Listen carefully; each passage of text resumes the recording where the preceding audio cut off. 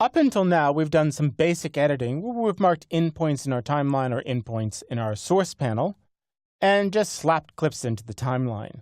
Now we're going to learn how to use a little more finesse to really put the clip in the location and for the duration that you want. And we're going to do something called a three-point edit. An example of a three-point edit would be I choose the in and out point in my source, and then I choose the in point in my destination, and it will use the length of this clip and throw it in the timeline.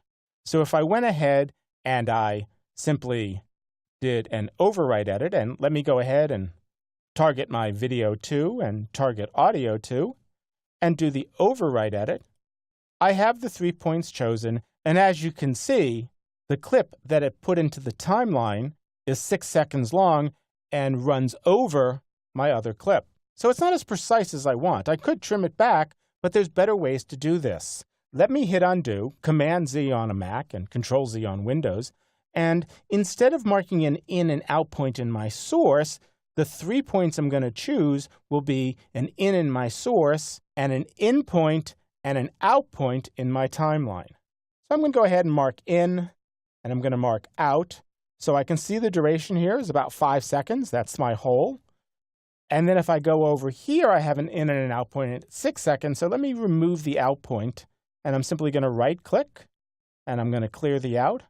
And now Premiere Pro will use 5 seconds in one frame and only put that much of the clip into my timeline when I hit the overwrite button. As you see, it's a perfect fit. So the basic concept behind a three-point edit is you have 4 points to choose from, you pick 3. 2 in points and 1 out point, or 2 out points and 1 in point. This is a case where I might want to back time a clip.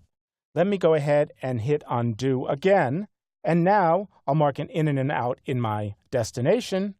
I'll erase the in point in my source and back time from where I want the clip to finish and mark an out point. Once again, it's only going to be 5 seconds long because that's based upon the timeline. And when I make this edit, and this time I'll do it by pressing the period key, it will back time the clip to be exactly 5 seconds long. Now, as you can see, the three-point edit technique is very useful when you want to do precision editing. But what about if you put 4 points in? Let's take a look at what would happen. I'm going to go ahead and delete this clip from my timeline by simply selecting it and pressing the delete key. I'm going to mark an in and an out point that's very short. And if I want to make sure it's precisely on this edit point, I could use the up and down arrows. It jumps me between edit points. I'll mark out. So I have a 2-second space, and I'm going to put in a huge clip. I'm going to hit I at the beginning, and we have a 4-second clip in a 2-second hole. What's going to happen when we try to perform this edit? Well, I'm going to simply click on overwrite. I could hit the period key, but this is a little more visual for training, and I get a dialog box. And it gives me a choice of what point I might want to throw away. Do I want to ignore the in or the out point of my source clip, or do I want to ignore the in or the out point in my destination? And by the way, Premiere Pro remembers the last choice you made.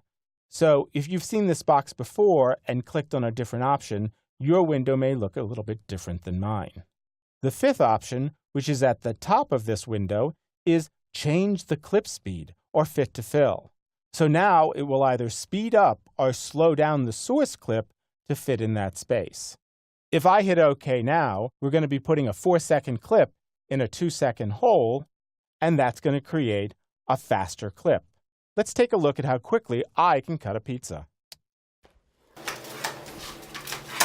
I bet I could get a job at any pizza joint. One last point to consider. Let me press undo and show you one more way that Premiere Pro will think. We've been using buttons or keyboard shortcuts to bring our video in, but what happens if I try to drag a 4-second clip into my timeline which has a 2-second in and out point? Well, it completely ignores the in and out points in your timeline. The way Premiere Pro thinks is, if you're going to drag a clip to the timeline, I'm going to put it wherever you drop it. So if I drop it later, it will ignore both the in and the out point, or I can have it snap and decide when I drag and drop where the clip is going to go. I can't do a 4-point edit with drag and drop from the source to the timeline onto an empty track.